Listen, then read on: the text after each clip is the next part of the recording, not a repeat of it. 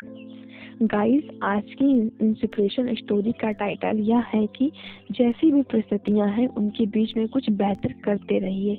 Guys, let's begin. एक समय की बात है, 3 मित्र रहते थे। एक लेंगड़ा, दूसरा बहरा, तीसरा अंधा। लेकिन तीनों इस प्रकार के होने के बावजूद वे बहुत ही पॉजिटिव विचारधारा के व्यक्ति थे। एक बार उन तीनों ने आपस में विचार किया कि हम कोई काम धंधा करेंगे।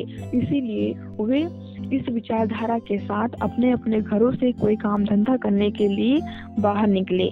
लेकिन वे तीनों को कोई काम धंधा नहीं मिला, क्योंकि वे तीनों बहरे, अंधे और लंगड़े थे।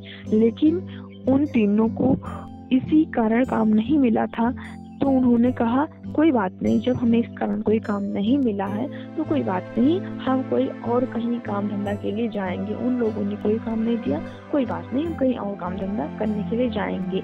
इसीलिए वे जब दोबारा प्रयास किया तो उन लोगों को फिर निराशा हाथ मिली कि उन्हें कोई काम धंधा नहीं मिला, क्योंकि वो अंधे, बहरे और लंगड़े थे। उन्होंने कई बार इसी तरह प्रयास किया, लेकिन उन्हें कई बार नहीं, हमेशा निराशा हाथ लगी। फिर उन तीनों ने आपस में बैठकर इस बारे में विचार किया कि ये लोग हमें इसी कारण तो कोई काम नहीं दे रहे हैं, क्योंकि हम तीनों अपने शरीर के एक अंग मात्र से अपाहिज हैं। भगवान ने हमें पूरा शरीर दिया है, इससे क्या कोई कार्य नहीं किया जा सकता।